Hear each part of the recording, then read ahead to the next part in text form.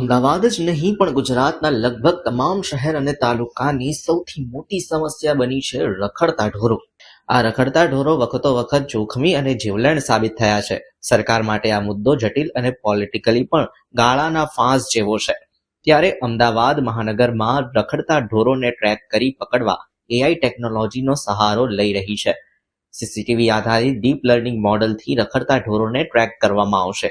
રખડતી ગાયનો photo લઈને corporation database સાથે match કરી ગાયના નાક, આંખો અને ચહેરાના નિશાનથી માલિક ઓળખાશે. હવે જોવાનું એ રહે છે કે આ સિસ્ટમ કેટલી કારગર નીવડે છે અને જો સફળ થશે તો અન્ય શહેરો અને નગરોમાં આ એઆઈ ટેકનોલોજી લાગુ કરવાની વિચારણા થઈ શકે છે. કેટલ પોલિસી 2023ની અમદાવાદ શહેરમાં જે સફળતાપૂર્વક અમલવારી કરી અને zero tolerance level to cattle nuisance maintain કરવાનું કામ સીએનસીડી વિભાગ કરી રહ્યું છે.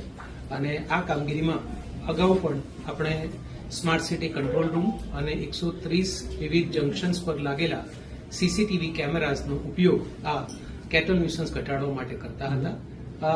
આ જુદા જુદા જંકશન્સ કે 4 રસ્તા છે એના ઉપર જ્યારે પણ કોઈ ગાય ત્યાં એની ઇમેજ કેપ્ચર થાય તો એ ઢોર પાર્ટીની ટીમોને મોકલવામાં આવતી અને એ ફોટાના આધારે એ ગાયને પકડી અને ઢોર ડબ્બામાં પૂરવામાં આવતી હતી. હવે આ પદ્ધતિમાં એક ટેકનોલોજીનો ઉમેરો કરી અને એઆઈ અને ડીપ લર્નિંગ આ બંને મેથડ યુઝ કરી એક પાયલોટ પ્રોજેક્ટ પૂનાની data wizard science company Pune એની પાસે આવું સ્ટાર્ટઅપ છે. અને જે માનનીય આપણા વડાપ્રધાન શ્રી નરેન્દ્રભાઈ મોદીના સ્વર્ણિમ સ્ટાર્ટઅપ ફેસ્ટિવલ અંતર્ગત ગુજરાત સરકારનું જે ડીએસટી એટલે કે department of science and technology એનું સેન્ટર ઓફ એક્સલન્સ એ કાર્યરત છે. એટલે આ સ્ટાર્ટઅપ તેઓ દ્વારા એક સિલેક્ટ કરી અને એમની કમિટીમાં એપ્રૂવ કરી અને એ પ્રૂફ ઓફ કોન્સેપ્ટ ચકાસી એનો ઉપયોગ કરવા માટે અમદાવાદ મ્યુનિસિપલ કોર્પોરેશનને આ સુપ્રત કરવામાં આવેલું છે.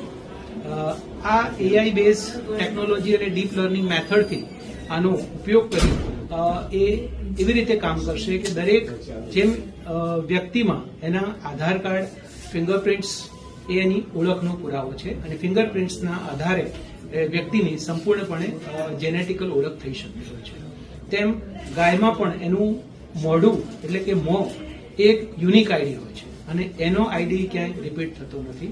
તો આ ડીપ લર્નિંગ અને એઆઈ ટેકનોલોજીથી આ જુદા જુદા આપણા જે સીસીટીવી કેમેરાસ છે એમાં જ્યારે પણ આ ગાય કેપ્ચર થશે એની ઇમેજ ત્યારે એની મોઢાની ઇમેજ એ કેપ્ચર કરશે અને એ ઇમેજના આધારે એ સીસીટીવી કેમેરામાં ત્યાં સ્કેનર પણ એવા લગાડેલા હશે કે જે આ ઇમેજ કેપ્ચર કર્યા પછી એનો ઓરિજિનલ ડેટા છે આપણી પાસે, જેમ કે આ ગાયનો માલિક કોણ છે, આ ગાયના માલિકનું સરનામું શું છે, એનું આધાર કાર્ડ શું છે, આ બધા અમારા જે ડેટા છે આપણા આરએફઆઈડી માઇક્રોચિપના એના સાથે કમ્પેર કરી અને એની માલિકની ઓળખનો યુનિક આઈડી છત્તો કરશે, જેના આધારે આ ગાયના માલિક સુધી પહોંચી શકાશે અને એના માલિક સામે પગલાં લેવામાં આ પદ્ધતિ આપણને ખૂબ ઉપયોગી થશે.